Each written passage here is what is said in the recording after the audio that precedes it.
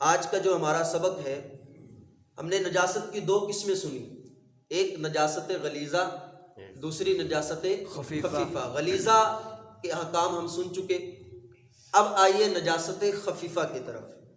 نجاست خفیفہ کون سی چیزیں ہیں اور اس کا حکم کیا ہے کہ کب کپڑے پاک کرنا ضروری ہے، فرض ہوں گے، کب نہیں ہوں گے، کب اس میں رخصت ہوگی کہ نہیں بھی پاک کریں گے تو مجبوراً، اگر کوئی مجبوری ہے پاک نہیں کیے تو نماز ہو جائے گی۔ تو آئیے اس طرف چلتے ہیں۔ اب نجاست خفیفہ کون کون سی چیزیں ہیں؟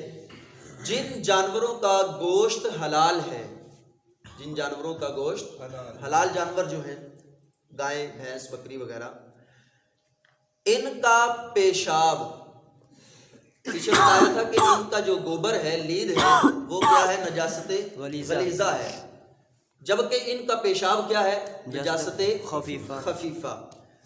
اسی طرح گھوڑے کا پیشاب نجاست خفیفہ میں شمار کیا جاتا ہے۔ اور جس پرندے کا گوشت حرام ہے، یہاں پرندے کی بات کی، جانور کی نہیں، اب جو اڑنے والے پرندے، جس پرندے کا گوشت حرام ہے، جیسے کوا ہے، چیل ہے، گدھ ہے، تو جس پرندے کا گوشت حرام ہے، ان کی بیٹھ نجاست خفیفہ میں سے ہے۔ یہ تین چیزیں نجاست خفیفہ کے اندر شامل ہیں۔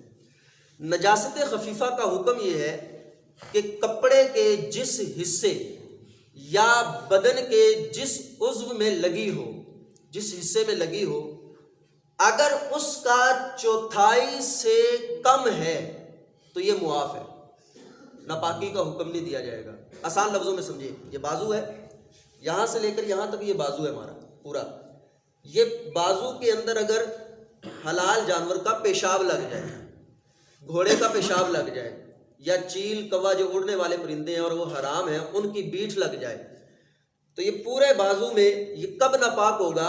اس کے 4 حصے کیے جائیں گے برابر برابر، جب 1/4 حصے پورے میں وہ چیز سرایت کرے گی تب ناپاکی کا حکم دیا جائے گا۔ اسی طرح اگر دامن میں لگی ہے، پلو میں لگی، تو پلو کا 1/4 حصہ دیکھا جائے گا کہ آیا 1/4 حصے کے برابر لگا ہے پیشاب کہ نہیں لگا، تب ناپاکی کا حکم دیا جائے گا۔ اب دیکھیں کتنی آسانی اسلام نے ہمارے لیے رکھی ہے کہ جو اب ہمارے یہاں تو لوگ جنہوں نے جانور رکھے ہیں ان کے پاس بہانہ یہی ہوتا ہے، میرے کپڑے ناپاک ہیں، میرے کپڑے ناپاک ہیں، میرے کپڑے ناپاک ہیں، ان کو نماز کے لیے دعوت دینا، تو مسئلہ سیکھا ہی نہیں ہے، پتہ ہی نہیں مسئلے کا۔ شریعت نے آسانی رکھی ہے ہمارے لیے۔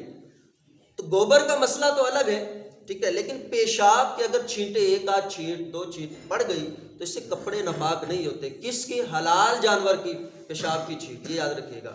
اگر انسان کے اپنے پیشاب کی چھینٹ کپڑے پہ 1 چھینٹ بھی لگے گی، ٹھیک ہے، تو اس میں وہ ناپاکی کا حکم ہوگا، لیکن وہ سنت ہوگا کیونکہ درہم سے کم ہے، اور اگر درہم کے برابر ہوگا تو پھر واجب، درہم سے زائد ہوگا تو فرض، کیونکہ میں نے آپ کو بتایا تھا کہ انسان کا پیشاب، پخانہ دونوں نجاست غلیظہ میں ان کو شمار ہے۔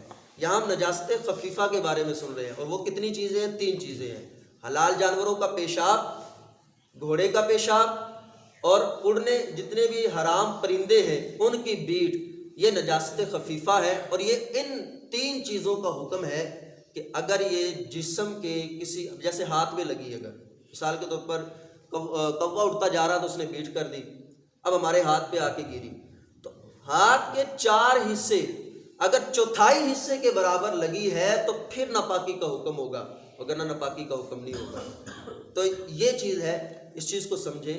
اور یہ جو ہمارے جن لوگوں دوستوں نے جانور وغیرہ رکھے ہوئے ہیں، تو یہ ان کے لیے مسئلہ جو ہے یہ بڑا کارگر ہے، ان کو بڑی آسانی رہے گی، کیونکہ ان کے پاس بہانہ یہی ہوتا ہے کہ میرے کپڑے ناپاک ہیں، میں نماز نہیں پڑھ سکتا۔ نجاست کی 2 قسمیں اور ان کی جو مسائل تھے وہ میں نے آپ کے سامنے بیان کیے ہیں۔